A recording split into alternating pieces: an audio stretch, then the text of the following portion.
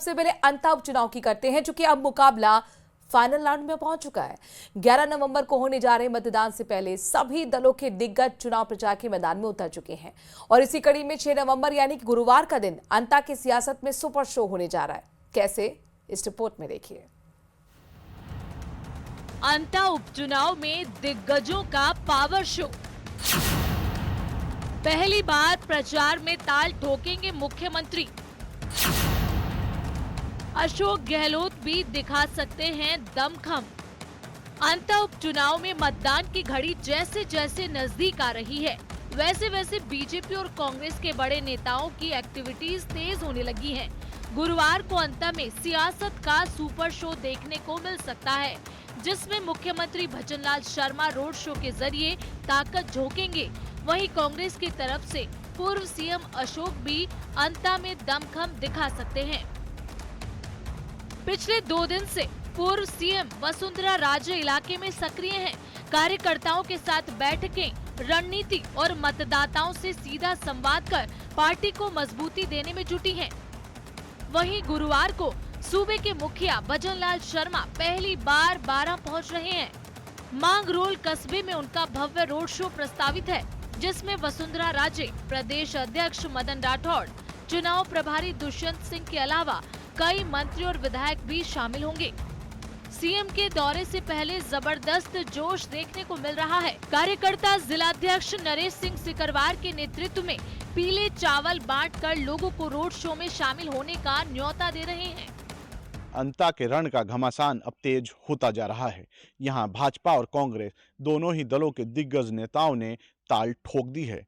जहाँ कांग्रेस के पूर्व उप मुख्यमंत्री सचिन पायलट ने आज यहाँ रोड शो किया, तो वहीं कल से कांग्रेस के नेता प्रतिपक्ष टीकाराम जूली भी 5 दिन तक लगातार यहाँ दौरों पर रहकर कांग्रेस प्रत्याशी प्रमोद जैन भाया के पक्ष में समर्थन की अपील करेंगे। अंता के चुनावी रण में कांग्रेस के दिग्गज भी अपनी मौजूदगी दर्ज करा रहे हैं। हाल ही में प्रदेश प्रभारी सुखजिंदर सिंह रंधावा और गोविंद सिंह डोटासरा भी चुनावी रण में पहुंचे थे। अब गुरुवार को नेता प्रतिपक्ष टीकाराम जूली भी चुनाव प्रचार करेंगे। टीकाराम जूली 9 नवंबर तक यहां कांग्रेस प्रत्याशी प्रमोद जैन भाया के लिए जनसंपर्क जुटाएंगे। आने वाले दिनों में पूर्व सीएम अशोक गहलोत धुआंधार प्रचार करते दिखेंगे। गुरुवार को जहां दिग्गजों का ताबड़तोड़ प्रचार होगा, वहीं बुधवार को अंता में कांग्रेस के दिग्गज नेता सचिन पायलट ने जोरदार रोड शो कर माहौल को गर्मा दिया। उनकी मौजूदगी से कांग्रेस कार्यकर्ताओं में नई ऊर्जा और जोश देखने को मिला। आपको बता दें कि अंता में त्रिकोणीय महामुकाबला बीजेपी के मोरपाल सुमन, कांग्रेस के प्रमोद जैन भाया और निर्दलीय नरेश मीणा के बीच है। बीजेपी विधायक रहे कंवरलाल मीणा की सदस्यता रद्द होने के बाद सीट खाली हुई थी। अब अंता सीट दोनों ही दलों की नाक का सवाल बनी है। देखना होगा कि 11 नवंबर को मतदान के बाद 14 नवंबर को आने वाले नतीजे किसके पक्ष में जाते हैं। भाजपा के लिए भी कल का अहम दिन है चुनाव, क्योंकि मुख्यमंत्री भजनलाल शर्मा पहली बार बारां आ रहे हैं, वो भी अपने अंता भाजपा के प्रत्याशी मोरपाल सुमन के पक्ष में रैली करने। उनकी यहाँ पर रैली का आयोजन रखा गया है, जिसमें पूर्व मुख्यमंत्री वसुंधरा राजे भी मौजूद होंगी। भजनलाल शर्मा का यह दौरा भाजपा के लिए नए कार्यकर्ताओं में जोश फूंक देने वाला होगा। अब देखा जा सकता है कि आखिर इन भाजपा और कांग्रेस की इस टक्कर में बाजी कौन मारता है। विपिन तिवारी, न्यूज़ 18 राजस्थान, बारां। और जोधपुर से ब्रेकिंग न्यूज आ रही है। चौपासनी इलाके में पानी व्यर्थ बहता हुआ नजर आ रहा है। सड़क पर पाइप लीकेज से फुब्बारा उठ पड़ा। बिजली की पोल पर पानी का फव्वारा गिर रहा है। पोल पर पानी गिरने से करंट फैलने का खतरा भी बना हुआ है, यानी कि कभी भी बड़ा हादसा यहां पर हो सकता है।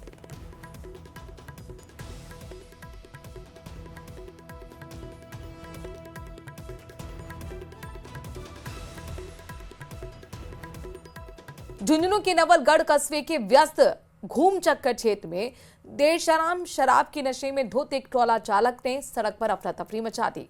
बेकाबू ट्रॉले ने पहले ट्रैक्टर ट्रॉली और फिर खड़ी कार को टक्कर मार दी।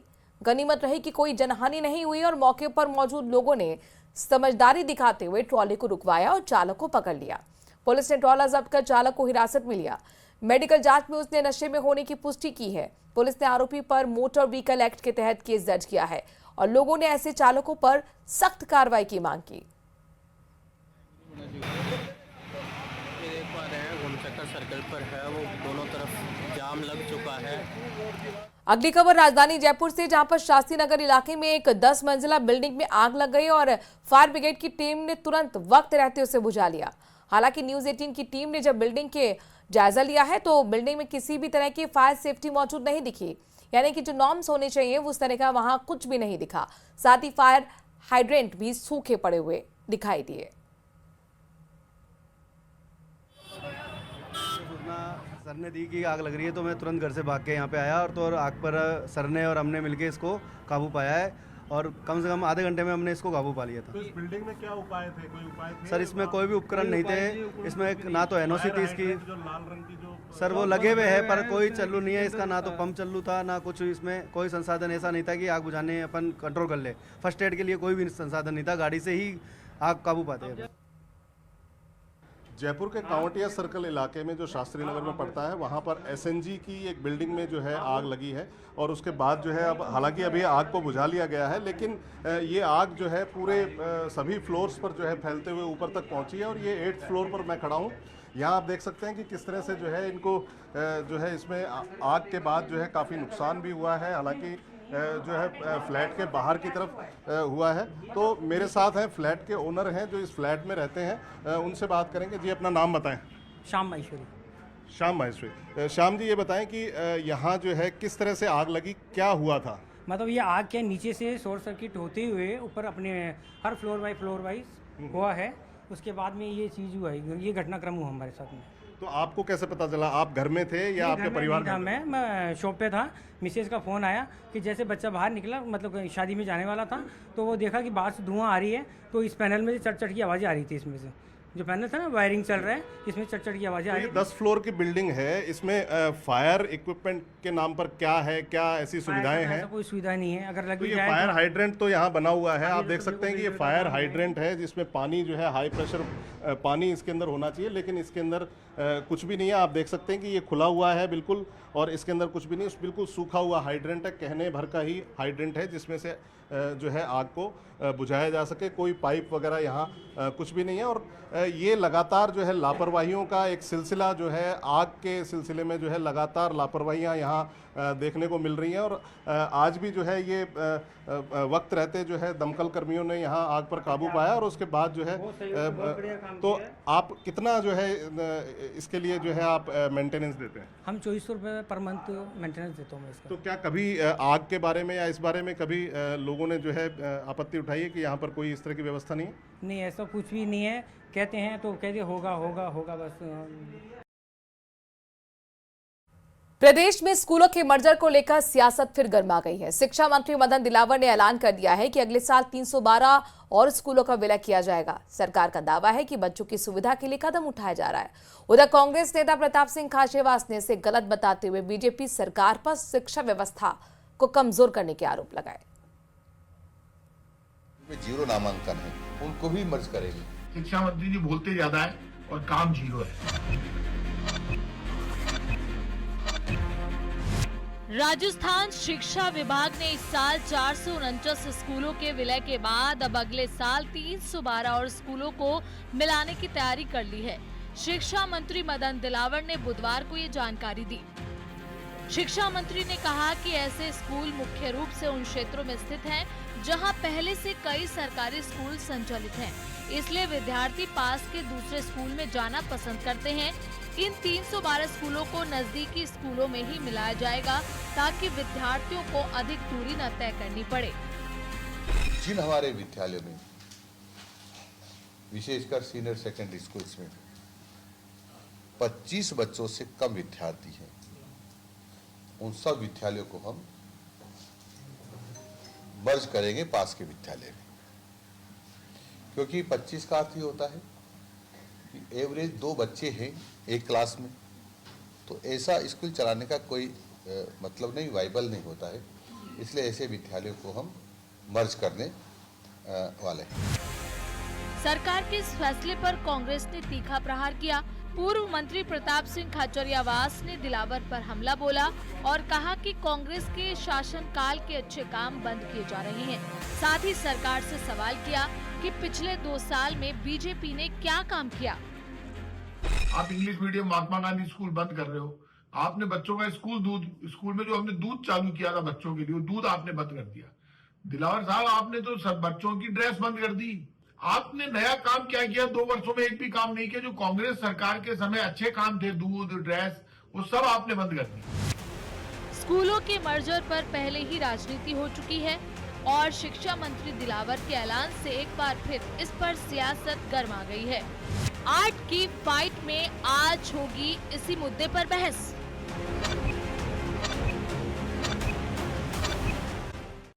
बताते हैं झुंझुनू से बड़ी खबर है, जहां पर रोहित गोदारा और वीरेंद्र चारण गैंग पर एक्शन हुआ है। गुरगेर राहुल रीड़ाओं के रिश्तेदारों पर पुलिस की दबिश है। बहन और जीजा के बनवासी स्थित मकान में दबिश दी गई। मकान से मिले हैं 4,92,000 रुपए नकद और 5 मोबाइल भी जब्त किए गए।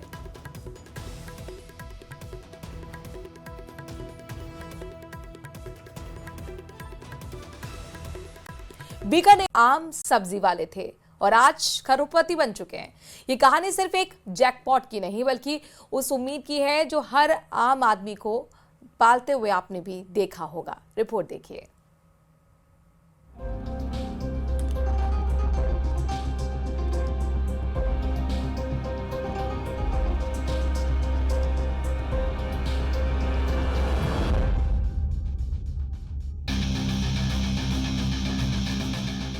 सब्जी वाले का छप्पर फाड़ जैकपॉट, 11 करोड़ में बदले 500 रुपए। किस्मत वाला सब्जी वाला।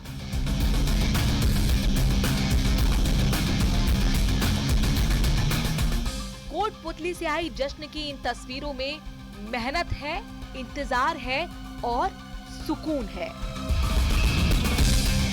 आंखों में खुशी का सैलाब लिए ये है अमित सेहरा, वो शख्स जिसने गली गली घूमकर सब्जी की रेहड़ी लगाई, लेकिन आज किस्मत ने उन्हें रेहड़ी से उठाकर सीधे अमीरी की दहलीज पर ला खड़ा दिया है।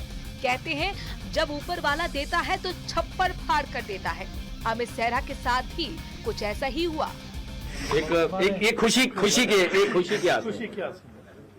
अमित जी, ये बहुत बड़ा लक कैसे देखते हैं? क्या काम करते हैं? पहले तो मैं अपने मुंह से बता नहीं सकता कि मैं क्या काम करता हूँ। मैं गलियों के अंदर आलू, प्याज, टमाटर बेच के अपने बच्चों का गुजारा करता हूँ। ये खुशी के जी जी। अच्छा, दिलचस्प तो ये है कि अमित सेहरा को 3 दिन तक पता ही नहीं चला कि वो करोड़पति बन चुके हैं। उन्होंने पंजाब के भटिंडा से लॉटरी टिकट खरीदी और वापस राजस्थान आ गए, जहां उनका मोबाइल बंद था। मेरे पास मोबाइल खराब हो गया था। मेरे पास कोई मतलब हिसाब किताब था नहीं। मेरे पास किसी से कोई कांटेक्ट नहीं हुआ। दूसरा नंबर लिया, मेरे दोस्त हैं मुकेश जी, बस वो है मेरे लिए सबसे मेन चीज। मैंने जब मेरी टिकट का मेरे को पता लगा तो मैंने कहा मुकेश जी, मेरा बाप बराबर के हकदार हो। आपकी 2 बेटियां हैं, इन दोनों बेटियों को मैं मेरी तरफ से शादी का कन्यादान 50-50 लाख रुपए दूंगा। उधर पंजाब में 11 करोड़ का जैकपॉट निकल चुका था और इधर लॉटरी एजेंसी इस जैकपॉट के मालिक को ढूंढने के लिए परेशान थी। जब लोगों को पता चला तो सबने हंसकर टाल दिया, लेकिन जब सच्चाई सामने आई तो असमंजस का माहौल पल भर में जश्न में बदल गया। मैं ये कहता हूँ कि भगवान, हे बजरंग बली बाबा, आपने मुझे इस लायक बना दिया कि मैं मेरे बच्चों के लिए सब कुछ कर सकता हूँ। इस दुनिया जो चाहूंगा वो मेरे बच्चों को तैयारी कराऊंगा। मेरी चॉइस थी और मेरे बच्चों की चॉइस थी। मेरा बेटा कहता था, पापा जी मैं सिर्फ बनूंगा IAS। वो शख्स जिसकी माली हालत तंग थी, उसने उधार के 500 रुपए के टिकट से अपनी पूरी दुनिया बदल दी। लुधियाना में जब उनके टिकट नंबर A438586 की घोषणा हुई तो बरसों की उम्मीदों को मानो सेहरा मिल गया। अफवाह है, 11 करोड़ रुपए निकल सकते हैं क्या? यार तेरे निकलेंगे सब। मतलब अभी भी लोगों के महाविश्वास नहीं है कि मेरे इतने पैसे निकले। फिर भी मैंने हाथ जोड़ा, उनको कसम खाई करोड़ों की लॉटरी जीतने के बाद अमित अपने परिवार के साथ सबसे पहले कोटपुतली लौटकर बालाजी मंदिर में मत्था टेकते नजर आए और फिर ईश्वर का आभार जताया।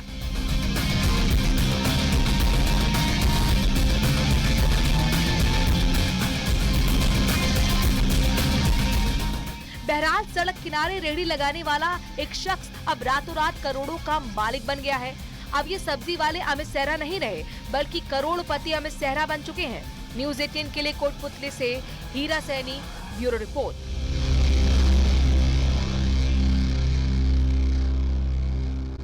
की गई।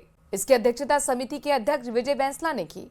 इसमें समाज के पंच पटेलों और प्रतिनिधियों ने समाज की लंबित 7 प्रमुख मांगे यानी कि शिक्षा, रोजगार और आरक्षण संबंधी मुद्दों पर चर्चा की। विजय बैंसला ने कहा कि जून में भरतपुर में हुए महापंचायत में तैयार समझौते पत्र पर काम अभी तक नहीं हुआ है और देव नारायण योजना के तहत संचालित छात्रावासों की स्थिति संतोषजनक नहीं है। उन्होंने मंत्रिमंडल की उप समिति पर केवल प्रेस कॉन्फ्रेंस करने का आरोप लगाते हुए चेतावनी दी है कि सरकार के पास 30 दिन का समय है, वरना कील ठोकना उन्हें भी आता है। इसके अलावा बैंसला ने उप समिति के मंत्रियों को इस्तीफा देकर समाज के बीच आने के लिए भी कहा। ने आज मीटिंग में एक निर्णय लिया है कि 30 दिन का समय मंत्रिमंडलीय कमेटी को दिया जाए, क्योंकि वो औपचारिक तौर से इस पे काम करे। 30 दिन के बाद समाज निर्णय लेगा और जो काम करना है वो समाज करेगा। अब क्या करेगा क्या नहीं करेगा वो तो नाई कितने बार सामने आ गया। समाज ने 60 दिन की जगह 147 दिन दिए। 7 अगस्त के बाद 90 दिन हो गए। हम सरकार का सम्मान करते हैं, हम भजनलाल जी में विश्वास करते हैं, लेकिन ये मंत्रिमंडलीय समिति कुछ काम तो करे। अगर काम ही नहीं करेगी, केवल भाषण और प्रेस कॉन्फ्रेंस करेगी, तो भैया हम भी कर सकते हैं भाषण और प्रेस कॉन्फ्रेंस, लेकिन हमारी प्रेस कॉन्फ्रेंस तो अलग तरह की होती है। फिर जो जहां पर प्रेस कॉन्फ्रेंस होगी फिर वहां पर आपकी लोपत गामनियां रुकती हैं साहब।